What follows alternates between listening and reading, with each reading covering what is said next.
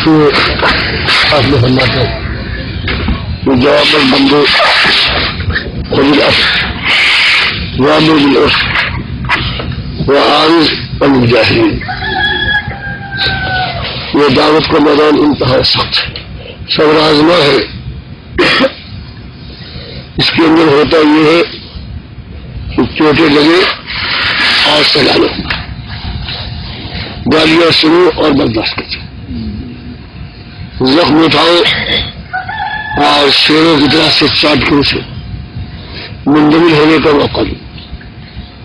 اور میں تین باتوں کو پوری طرح سے اپنے سامنے رکھنا. خود العفو، انتقام کی خواہش، بدلہ لینے کا جذبہ ہمیشہ اٹھتا ہے، اور پھر اس کے ساتھ جب تمہارا ایمان ہو کہ تم حق پر ہو اور تمہارے مقابل جو گالیاں دے رہے ہیں، مار رہے ہیں، پتھراؤ کر رہے ہیں، یہ باطل پر ہے. اور ایسا بھی ہو سکتا ہے کہ ایسے موقع آ جائیں کہ تمہارے پاس تعداد زیادہ اور تمہارے ساتھیوں کا جذبہ ہو جو بے پرواہ ہو. فرمایا لیکن دعوت کے میدان میں ہاتھ نہیں کھو. خود العفو، فرمایا بات سنو، مخالفت ہر طرف سے. آج کوئی مخالف ایسا بھی ہے وہ میدان میں آ کر یہ کہے کہ ہم حق پہ ہیں، ہمارا ایمان ہے اور تمہارا ایمان غلط. وہ بندی میں دبک کے رہ گئے. اہل حدیث میں ہمت نہیں ہے. اب وہ خود کہنے لگے ہمارا وہ ایمان نہیں ہے جو ہمارے بزرگوں کا تھا. بس اہل حدیث سے اپنے کو نکالنے کی طاقت نہیں رکھتے. یہ بریلوی ہے، اس کے پاس صرف ایک آیت ہے، وہ بھی کوئی بیان نہیں کرتا. اللہ انا اولیاء اللہ لا خوف علیہم ولا هم يحزنون، اور اس کے بعد والی آیت الذین آمنوا وکانوا یتقون، اس کو دبا جاتا.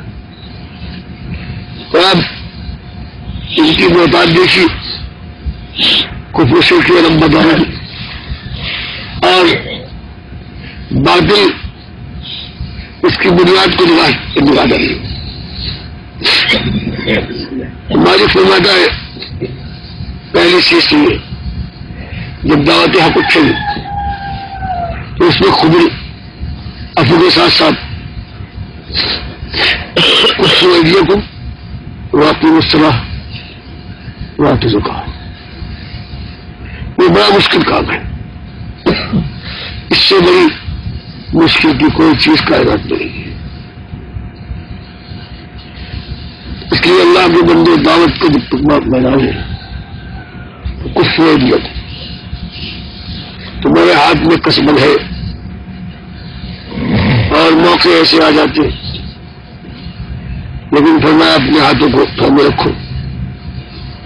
ابھی اقیم الصلاۃ وآتوا الزکاۃ، اب اپنی جان اور مال کو اللہ کے سامنے ذلیل کرنے کے بعد ثابت کر دو کہ اپنے مالک کے ساتھ صحیح معنوں میں غلامی کا رشتہ تمہارا پسند ہے.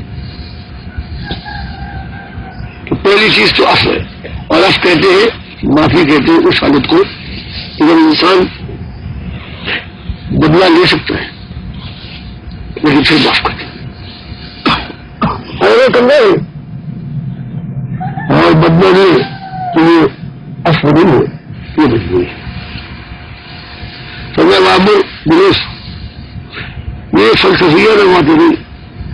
قرآن میں آپ دیکھ لیں، حدیث میں دیکھ لیں کیسے صاف صاف بات اکیلا تمہارا مالک ہے، تو اس کی ذات میں کوئی شریک، اس صفات میں کوئی نہیں، وہ زندہ جاوے، وہ سب کچھ کرنے والا.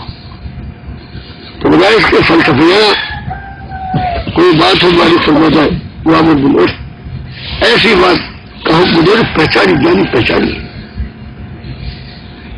اور اس کے بعد پھر بھی یہ نہیں ہے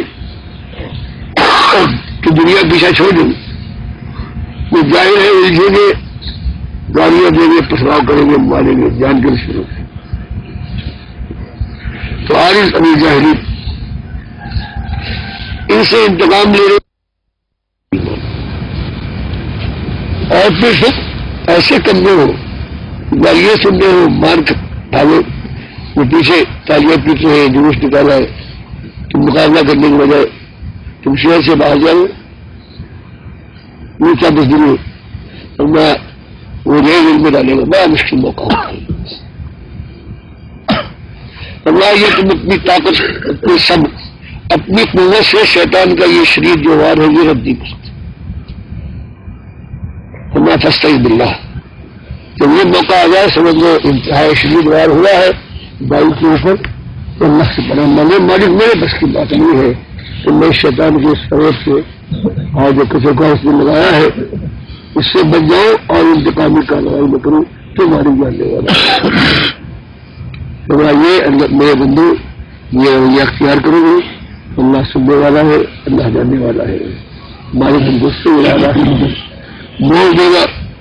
اور پھر ایک دن میں زندگی بھر چھوٹے کھاتے ہوئے اور گالیاں سنتے ہوئے ایک دن اللہ کے پاس جاؤ گے، چاہے شہید کر دیا جائے گا، میدان قتال گیا یا اپنے بستر پر تمہیں بات آ رہی ہے مسلم کی حدیث ہے کہ اگر کوئی بندہ صرف دل سے شہادت کا طالب ہے تو وہ چاہے اپنے بستر پر مر جائے، اللہ اس کو شہادت کا درجہ عطا فرمائے۔ تو اس چیز کو اپنے دل کے اندر رکھیے اور اس انداز کے ساتھ آسان جو سیرت ہے وہ سامنے آ جائے۔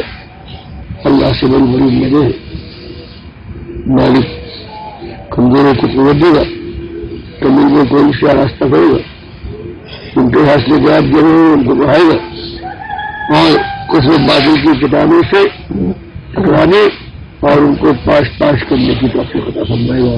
اللہ میرا ہم ایسے کمزور اور دل شکستہ بھی ہو سکتا ہے، اس کو اتنا فرمائے اور آپ جوانوں کی گرمی خون کو اسی گرمی کے ساتھ اپنے راستے میں لگائے رکھیں۔ کوئی رکن نہیں ہوگا،